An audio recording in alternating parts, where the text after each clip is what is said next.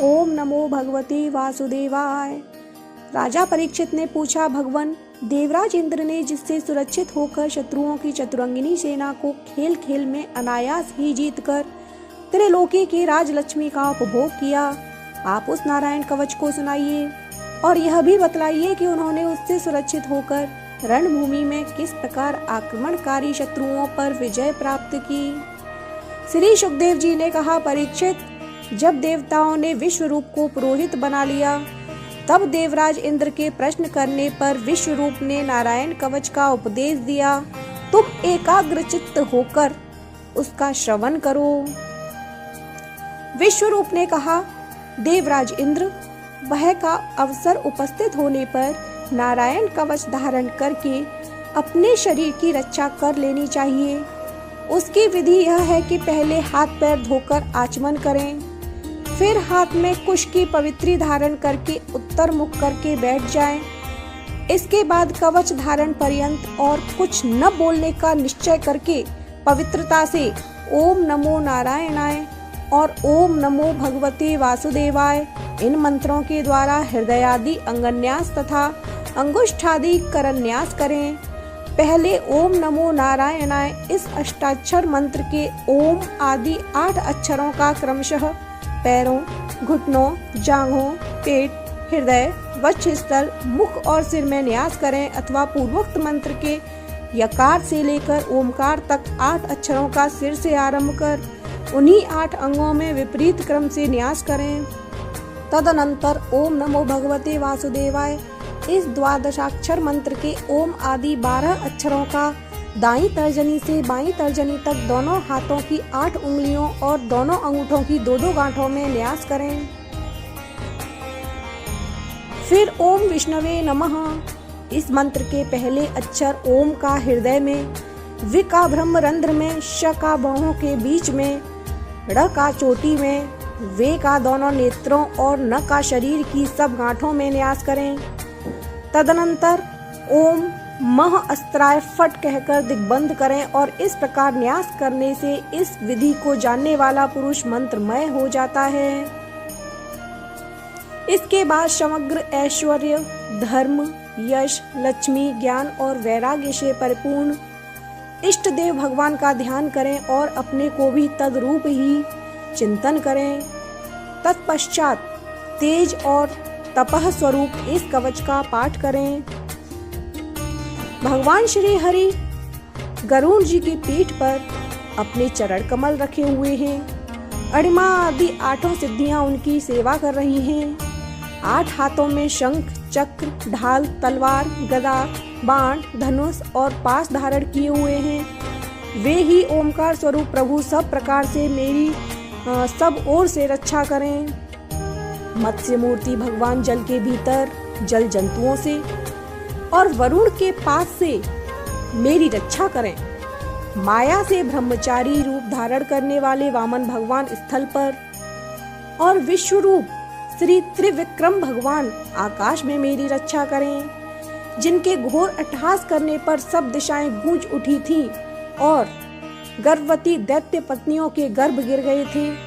वे दैत्ययुत पतियों के शत्रु भगवान नरसिंह किले, जंगल, रणभूमि आदि विकट स्थानों में मेरी रक्षा करें। अपनी डाढ़ों पर पृथ्वी को उठा लेने वाले यज्ञ मूर्ति वराह भगवान मार्ग में, परशुराम जी पर्वतों के शिखरों पर और लक्ष्मण जी के सहित भरत के बड़े भाई भगवान रामचंद्र प्रवास के समय मेरी रक्षा करें।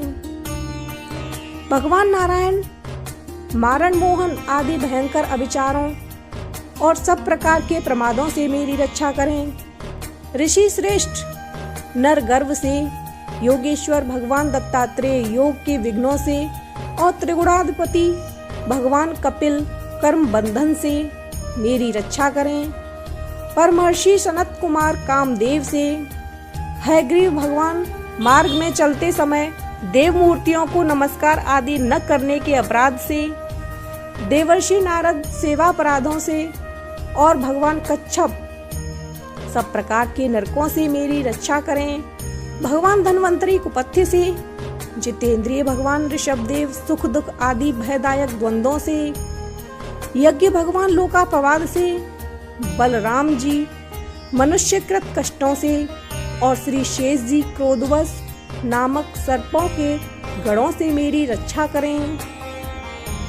भगवान श्री कृष्ण द्वैपायन व्यास जी अज्ञान से तथा बुद्धदेव पाखंडियों से और प्रमाद से मेरी रक्षा करें। धर्म रक्षा करने वाले महान अवतार धारण करने वाले भगवान कल की पाप बहुल कलकाल के दोषों से मेरी रक्षा करें।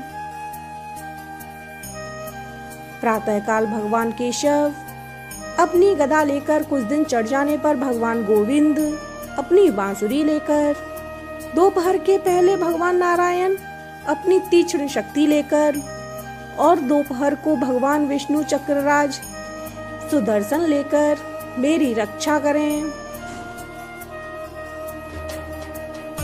तीसरे पहर में भगवान मधुसूदन अपना प्रचंड धनुष लेकर मेरी रक्षा करें। सायंकाल में ब्रह्मा आदि त्रिमूर्तिधारी माधव, सूर्यास्त के बाद ऋषिकेश, अर्धरात्रि के पूर्व तथा अर्धरात्रि के समय अकेले भगवान पद्मनाभ मेरी रक्षा करें।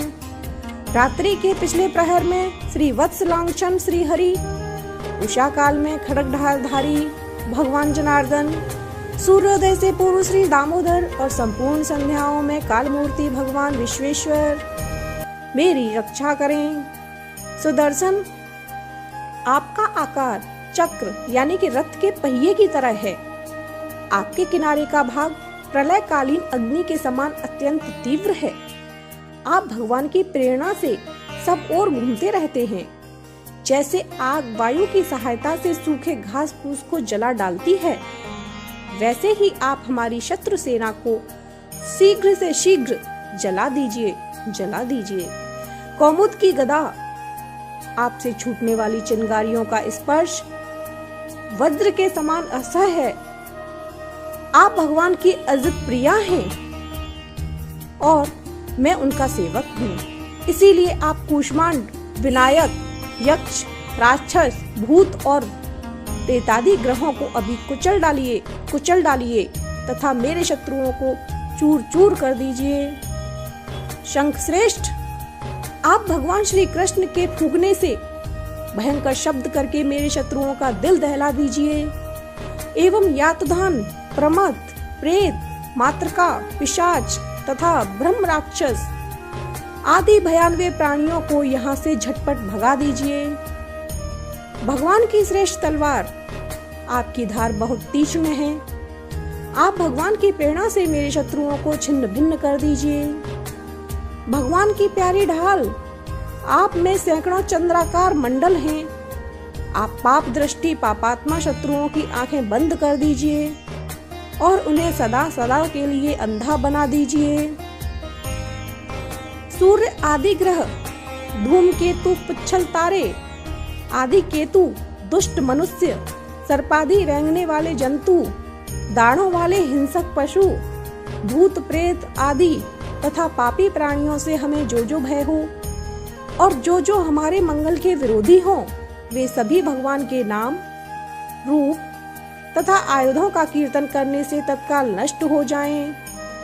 वृहद, रथंतर आदि सामवेदीय स्रोतों से जिनकी स्तुति की जाती है, वे वेद मूर्ति भगवान गरुण और विश्वक्सेन जी अपने नामोच्चारण के प्रभाव से हमें सब प्रकार की विपत्तियों से बचाएं।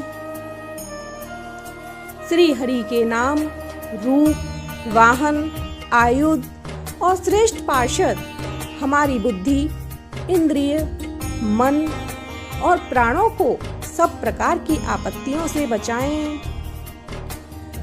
जितना भी कार्य अथवा कारण रूप जगत है, वह वास्तव में भगवान ही है।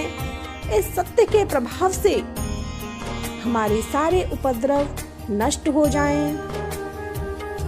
जो लोग ब्रह्म और आत्मा की एकता का अनुभव कर चुके हैं, उनकी दृष्टि में भगवान का स्वरूप समस्त विकल्पों से रहित है, भेदों से रहित है। फिर भी वे अपनी माया शक्ति के द्वारा भूषण, आयुध और रूप नामक शक्तियों को धारण करते हैं यह बात निश्चित रूप से सत्य है। इस कारण सर्वज्ञ सर्वव्यापक भगवान श्री हरि सदा सर्वत्र सब स्वरूपों से हमारी रक्षा करें। जो अपने भयंकर अट्टहास से सब लोगों के भय को भगा देते हैं और अपने तेज से सबका तेज ग्रस लेते हैं, वे भगवान नरसिंह दिशा विदिशा में नीचे ऊपर बाहर भीतर सब ओर से हमारी रक्षा करें।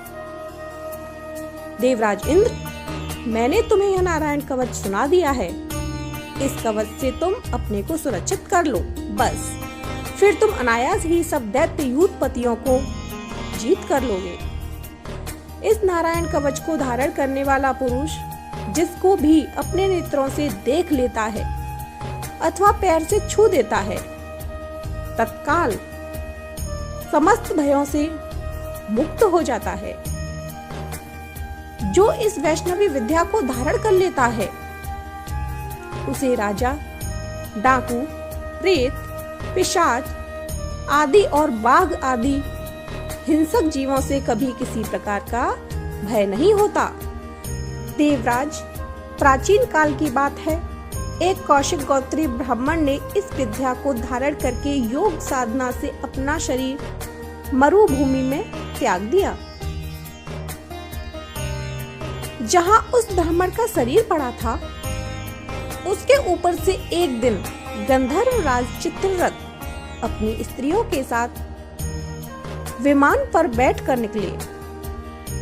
वहां आते ही वे नीचे की ओर सिर किए विमान सहित आकाश से पृथ्वी पर गिर पड़े। इस घटना से उनके आश्चर्य की सीमा न रही। तब उन्हें वालखिल्य मुनियों ने बतलाया कि यह नारायण कवच धारण करने का प्रभाव है। तब उन्होंने उस ब्राह्मण देव की हड्डियों को ले जाकर पूर्व वाहिनी सरस्वती नदी में प्रवाहित कर दिया और फिर स्नान करके वे अपने लोक को चले गए।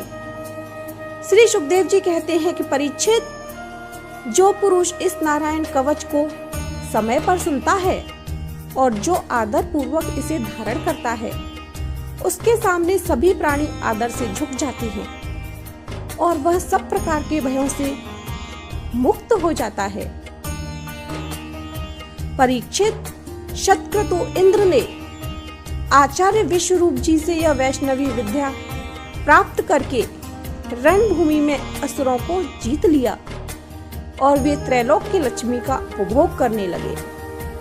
राधे राधे। जय श्रीमन नारायण।